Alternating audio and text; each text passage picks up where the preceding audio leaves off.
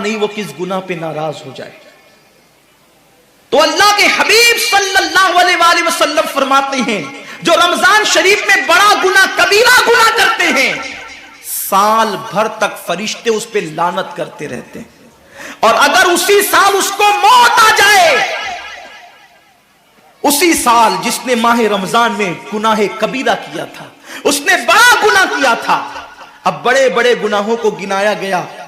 مثال کے طور پر کسی عورت پر غلط نیت سے نظر ڈالنا یہ گناہ کبیرہ ہے، جھوٹی قسم کھانا یہ گناہ کبیرہ ہے، ناپ تول میں کمی کرنا یہ گناہ کبیرہ ہے، کسی کو دیکھ کر اس کا مذاق اڑا کے دل دکھانا یہ گناہ کبیرہ ہے، کسی کی امانت میں خیانت کرنا یہ گناہ کبیرہ ہے، ماں باپ کا دل دکھانا یہ گناہ کبیرہ ہے، کفر کرنا یہ گناہ کبیرہ ہے، بلکہ اکبر الکبائر ہے۔ 70 کی فہرست امام سیوطی نے گنائی ہے، اور پھر 70 کی فہرست گنانے کے بعد فرماتے ہیں 70 پر یعنی 1 2 3 4 والا 70 نہیں، بلکہ اللہ کے حبیب نے یہاں جو 70 فرمایا ہے یہ 70 گنتی والا 70 نہیں ہے، بلکہ کثرت بتانے کے لیے 70 ہے۔ جیسے کہ ہم کہتے ہیں نا میں نے تجھے 50 بار سمجھایا تو نہیں مانا، میں 100 بار تیرے گھر آیا تو نہیں ملا، تو اس کا مطلب یہ نہیں کہ 99 کے بعد ایک جو ملا کر کے آتا ہے وہ 100 نہیں، گنتی کا 100 نہیں، یہاں 100 بتانا کثرت بتانے کے لیے ہے، یہاں 50 کہنا کثرت بتانے کے لیے ہے۔ تو اللہ کے حبیب فرماتے ہیں 70 بڑے گناہ ہیں، یعنی اتنی طویل تعداد میں اتنی کثرت سے ہے بڑے گناہ کہ تم ان کو شمار نہیں کر سکتے، بس اتنا کہ جس گناہ پہ خدا ناراض ہو جائے وہ بڑا گناہ۔ تو جس نے رمضان شریف میں قصدن بڑا گناہ کیا، قصدن، نماز کو چھوڑنا بھی گناہ کبیرہ ہے، نماز کو ترک کرنا بھی گناہ کبیرہ ہے۔ میرے آقا صلی اللہ علیہ وسلم کے دیوانوں، کھیل کود میں وقت کو ضائع کرنا، وقت کا ضیاع، یہ بھی گناہ کبیرہ ہے۔ آقا فرماتے ہیں جس نے رمضان شریف میں گناہ کبیرہ کیا، اس رمضان سے لے کر آنے والے رمضان شریف تک فرشتے اس پہ لعنت کرتے۔ یہ لعنت کیا ہے؟ لعنت سمجھتے ہیں؟ لعنت کا مطلب یہ ہے جس پہ لعنت پڑی وہ ہمیشہ کے لیے اللہ کی رحمت سے دور ہو گیا۔ انسان کی لعنت کیا ہے؟ انسان کی لعنت، ایک جانور پر حضور علیہ الصلوۃ والتسلیم کسی صحابی کے جانور پر بیٹھے تھے، وہ دھیرے چل رہا تھا، کسی نے کہہ دیا کہ اس پہ لعنت ہو یہ دھیرے چلتا ہے، حضور علیہ السلام نے اس جانور کے نیچے اتر کر فرمایا جس پہ لعنت کر دی گئی میں اس جانور پہ سواری نہیں کر سکتا۔ یہ ایک انسان کی لعنت کا اثر ہے،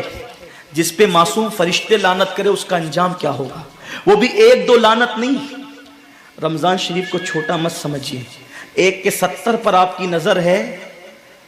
گناہ نیکیوں کی کثرت پہ آپ کی نظر ہے، گناہوں کی تباہی پہ آپ کی نظر نہیں ہے۔ اللہ کے رسول صلی اللہ علیہ وسلم نے فرمایا جیسے ماہ رمضان شریف میں نیکیوں کا درجہ بڑھ جاتا ہے ویسے ماہ رمضان شریف میں گناہوں کا بھی معاملہ بڑھ جاتا ہے۔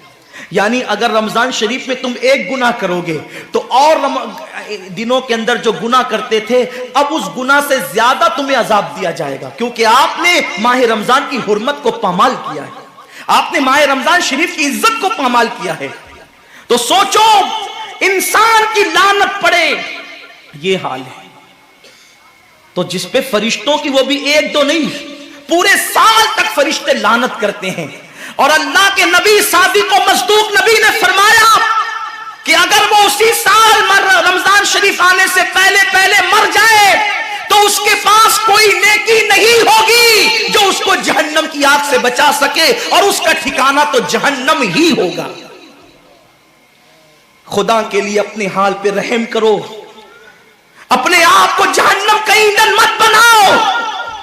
ہمارا جسم اتنا طاقتور نہیں ہے کہ ہم اپنے جسم پر جہنم کے عذاب کو برداشت کر سکے۔ میری قوم کے جوانوں، اپنی جوانی پہ اترانے والوں، اپنی قوت پہ ناز کرنے والوں، اللہ کے رسول صلی اللہ علیہ وسلم فرماتے ہیں کہ جہنم کی آگ کی ایک چنگاری اگر دنیا کے سمندر میں ڈال دی جائے تو دنیا کے سارے سمندر آگ سے بھڑکنے لگے۔ اس چنگاری کو، وہ جہنم کی چنگاری کو سمندر ٹھنڈا نہیں کر سکتے، بلکہ سمندر کو وہ ایک چنگاری चिंगारी भड़का देगी और समुंदरों के अंदर आग लग जाएगी। जो एक चिंगारी सारे समुंदर को भड़का दे, अल्लाह अकबर, उस जहन्नम के अंदर ये छोटा सा वजूद, जो छोटी सी, अल्लाह अकबर, अगरबत्ती के चटके को बर्दाश्त नहीं कर सकता, जो चिराग की लौ की तेज को, जो चिराग की लौ की हरारत को बर्दाश्त